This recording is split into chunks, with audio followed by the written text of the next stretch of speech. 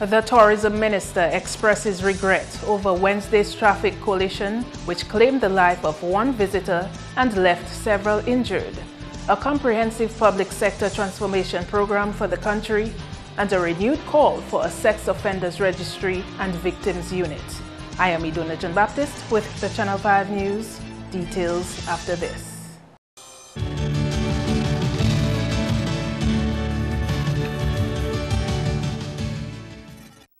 First up, Tourism Minister Robert Tong has expressed regret over the loss of life in Wednesday's accident at Antrim Valley along the Imperial Road.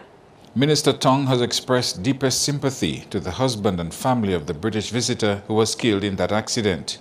Police say 6 of those injured were admitted and 6 others discharged with minor injuries. The collision involved Toyota car registration number TL040, driven by 25-year-old Trevor Alfred of Marigot, and Toyota bus registration number HE141, driven by 43-year-old Jeffrey Gregoire of Granby. The collision took place while the bus was traveling in a westerly direction and the car was moving east. At the time of the collision, there were 10 cruise ship passengers and a tour guide on the bus, while the driver of the car was the only occupant. A total of 13 casualties were transported to the Accident and Emergency Department in the Princess Margaret Hospital by the fire and ambulance police. The Minister for Tourism has meanwhile commended the emergency services, including fire, ambulance, police and hospital, for moving quickly to ensure the safety of the passengers and drivers of the respective vehicles. The hospital initiated its mass casualty protocols to receive and care for the injured.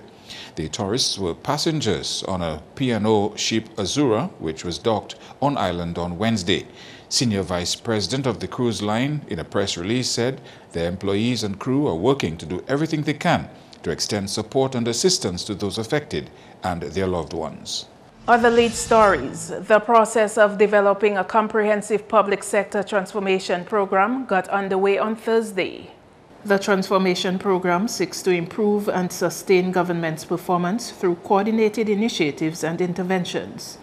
For us in Dominica, the medium-term public sector strategy, reform strategy, which guided the public sector transformation efforts of Dominica between 2003 and 2008, has not been replaced by a successor strategy. And so the government aimed to develop a successor strategy and has decided that an evaluation of the medium-term public sector reform strategy would be undertaken. The Caribbean Center for Development Administration, CARICAD, partnered with the government of Dominica to make this project possible. The roundtable is indeed timely, as it seeks to share experiences and lessons learned regarding the nature of problems faced by Caribbean islands undertaking large-scale transformation programs. The Charter and the Guide provide a framework for a renewed and harmonized approach to public sector modernization and transformation among member states. One of the main objectives to foster collaboration of beneficiary states in modernizing administration and strengthening institutional capacity for improved public services. We recognize that the foundation of the Charter is a citizen-oriented public service, and this roundtable falls squarely within that context. The roundtable discussion involved key stakeholders, including the public and private sectors, unions, and non-governmental organizations. The NGO Coalition for the Protection of Children and Youth is calling for the authorities to give serious thought to establishing a sex offenders registry and a multidisciplinary special victims unit. The NGO body publicly expressed support for the amendments to the recently passed Sexual Offences Act at a news conference on Wednesday. The Love One Teach One Foundation, Lifeline Ministries, and Pastor Philip Carlisle of Caribbean Male Action Network were represented at the activity. Lifeline Ministries, under the direction of qualified counselor Tina Alexander, has taken over the chairmanship of the NGO body.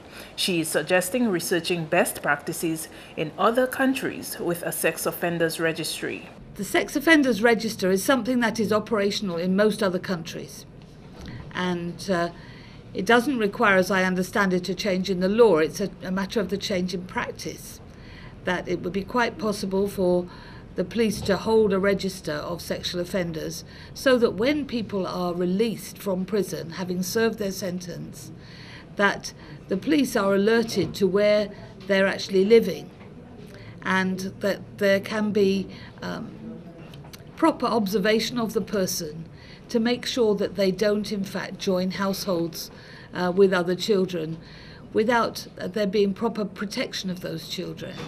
We know that paedophiles are repeat offenders generally. I was listening to one recently, and he wasn't caught until his 113th offence. Alexander thinks there should be a probation condition on child sex offenders who are released from prison and have them report to a police station and banned from interacting with children. The Special Victims Unit, she says, would have to be a government initiative that would require the partnership of social services, police, and the Ministries of Health and Education. We all attended a forensic interviewing training that was hosted by the Welfare Division and funded by UNICEF. And out of that came a subcommittee that was formed to be a consultative group for government as they move towards this desirable end. I think everybody is in agreement that it's wrong that children are repeatedly examined, and it's wrong that they're repeatedly interviewed, and it doesn't bring about justice to drag the child to court every 3 months for 5 years. Again, we are petitioning overseas countries where they've already developed these multidisciplinary solutions, and we're looking to see if we can get some consultation going so that we can learn from them and not reinvent the wheel. In other news, the interim leader of the Dominica Freedom Party, Michael Astefan, says they will be ready to offer candidates for the next constitutionally due general elections.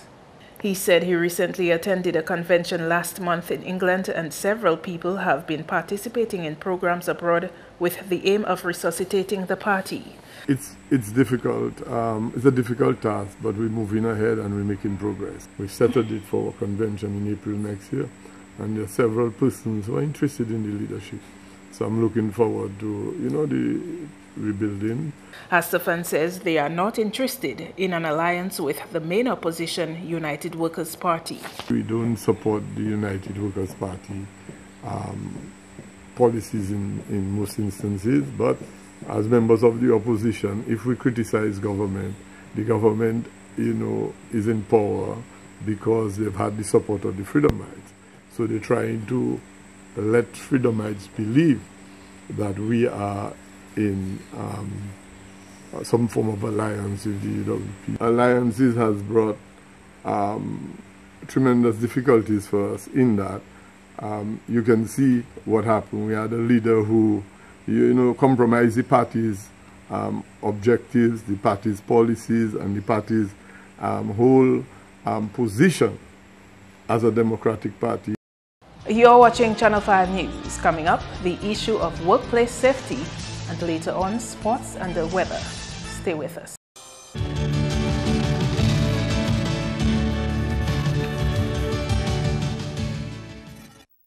Welcome back. The Eastern Caribbean Supreme Court has expressed disappointment at having to postpone a matter involving Simeon Albert, Maxime Powell, Oscar and Michael Coppell to February next year. Albert had taken the trio to court, claiming they accused him of theft related to the misappropriation of council funds. Reports are that the defendants reportedly failed to come up with a defense up to June 2, 2010. Albert's legal team subsequently filed for and obtained a judgment in default on June 2. The parties appealed the matter, and it has since been before the court. Justice of Appeal Louise Blenman said she was not happy about having to adjourn what she described as a straightforward matter.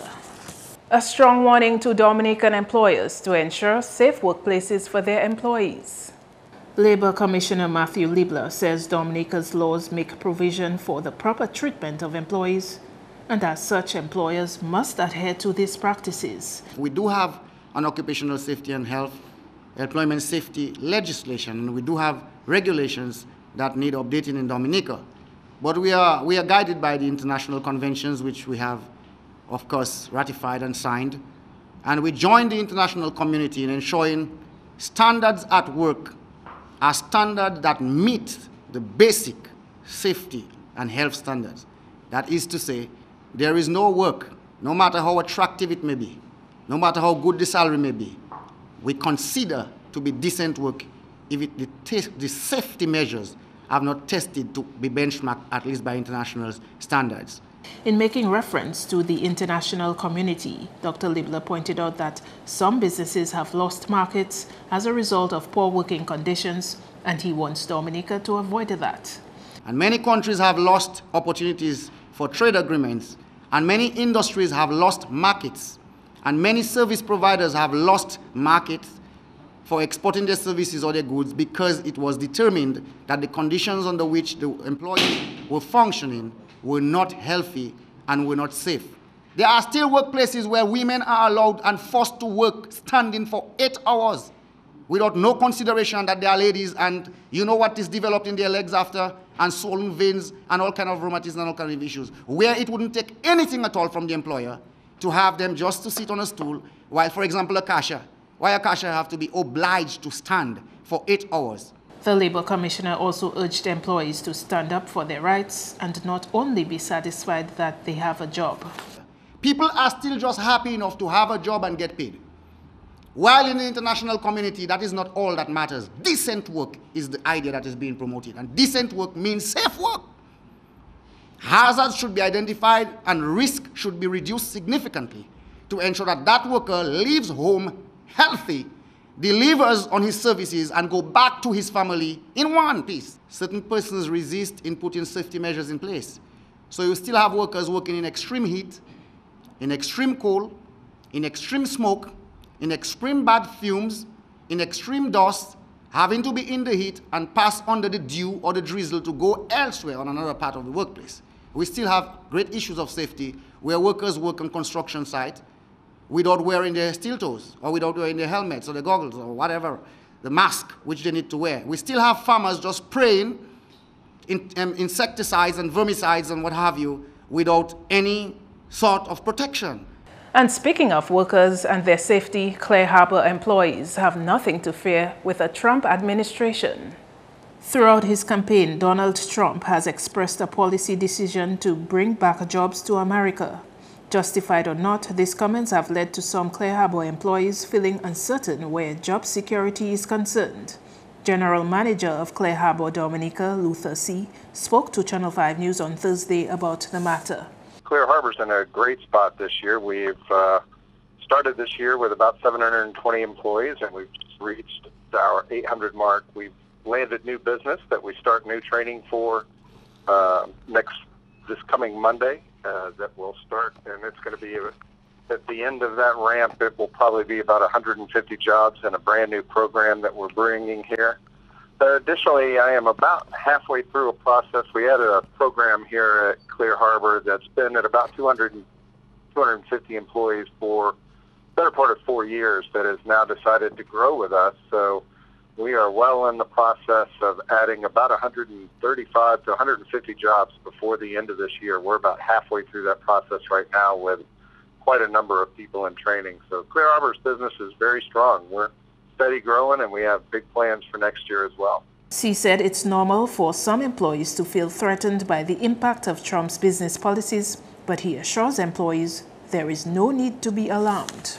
That's quite common, right? In a call center business, when we're busy and calls are stacking up on us, no one's ever concerned. When call volume drops and they have more free time on their hands, they begin to ask questions. Right now we have a little bit of a lower volume in one of our programs, but we're in such a big growth state, it's not a concern for us. We have nothing that we're trying to address with any of those programs right now. Everyone's in a very good spot. That's news. Your sports highlights next with Kenny Williams.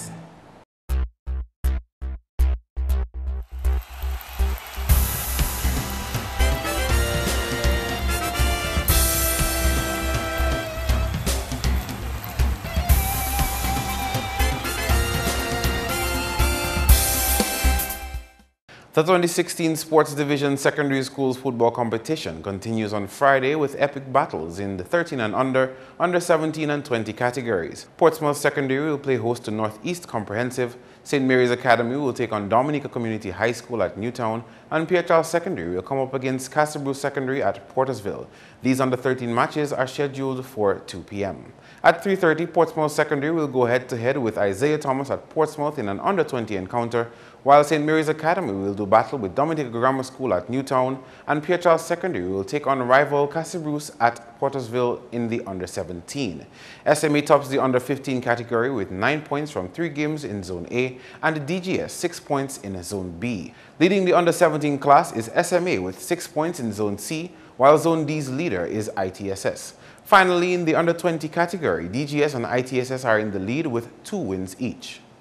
West Indies women will have to wait till their second one-day international on Sunday for a shot at securing that all-important win to earn a direct entry into the 2017 Women's World Cup after a forgettable first outing against India on Thursday. The Windies won the toss and chose to bat first, scoring 131 all-out in 42.4 overs. Marissa Aguilera top-scored for the West Indies with 42, while Hayley Matthews supported with 24. Set 132 to win, India replied with 133 for 4 in 39.1 overs. Vida Karishna Murthy made 52 not out and Mithalia Raj 46 not out. Shakira Silman picked up 2 for 11 for West Indies.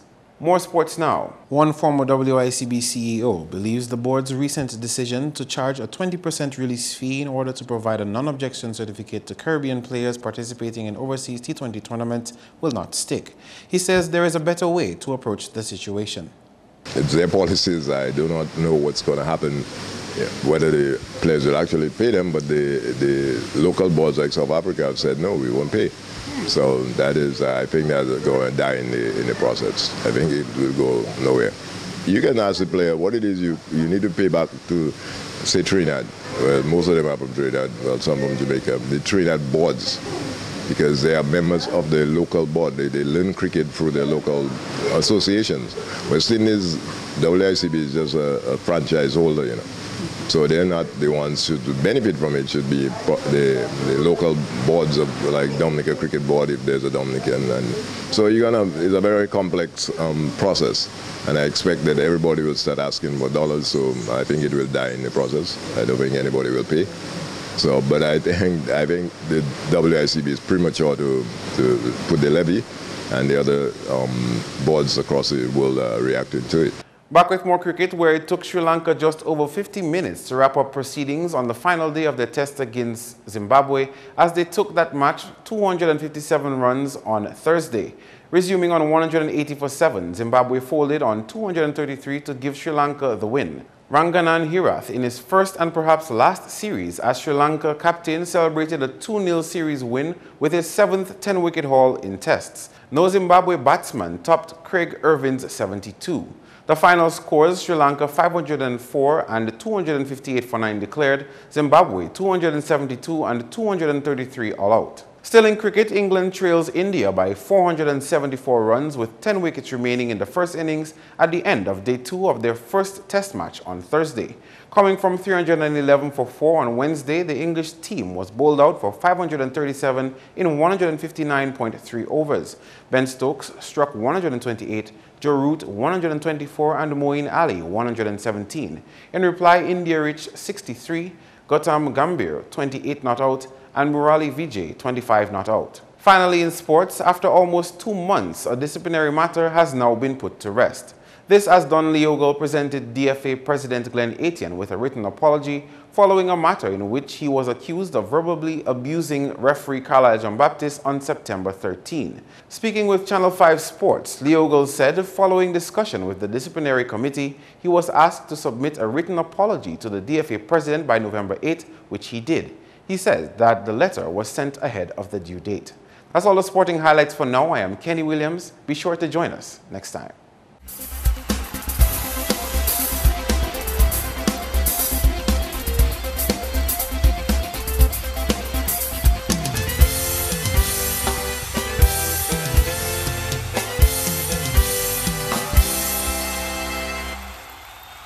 The weather forecast is next. Good evening, viewers. Welcome to tonight's weather broadcast. I am Janet Macpherson and I'll be your presenter this evening. Infrared satellite imagery today showed multi-layered clouds across the region associated with a trough system. Visible satellite imagery showed cloudy skies across Dominica today. Radar imagery indicated showers mainly across the southern portion of the island chain. The weather for tonight, mostly cloudy with scattered showers and possible isolated thunderstorms. These conditions are expected to persist into tomorrow. Persons in areas prone to flooding, landslides and falling rocks are advised to continue to exercise caution and to be vigilant as soils are already saturated and unstable. Looking ahead, seas tomorrow are expected to be moderate, waves peaking up to 8 feet. Small craft operators and sea bathers are advised to exercise caution. Looking ahead for the next 3 days, tomorrow, lingering instability will continue to spread, mostly cloudy skies with scattered showers and possible isolated thunderstorms. A slight improvement is expected by Saturday into Sunday. Throughout the Caribbean tomorrow, lingering instability will continue to spread cloudiness, scattered showers, and the possible isolated thunderstorms across the central and southern portion of the region. Partly cloudy skies with some scattered showers are expected across the northern portion of the island chain. On the international cities forecast, partly cloudy skies in New York, Miami, and London, clear skies expected in Beijing, and thunderstorm activity in Caracas. Sunrise tomorrow at 6:06 a.m. and sunset at 5:33 p.m. For up-to-date weather information, please visit our website at weather.gov.dm or call the weather hotline at 447-5555. Thank you for viewing and have a good night. To end the news, the headlines again. The tourism minister expresses regret over Wednesday's traffic collision, which claimed the life of one visitor and left several injured. A comprehensive public sector transformation program for the country, and a renewed call for a sex offenders registry and victims unit. Feel free to contact us at news@MarpinNewsNov10th2k16. You can also access our past newscasts on our YouTube channel. On behalf of the production team, I am Idona John Baptist, and to all our viewers around the world, thanks for watching. Join us tomorrow.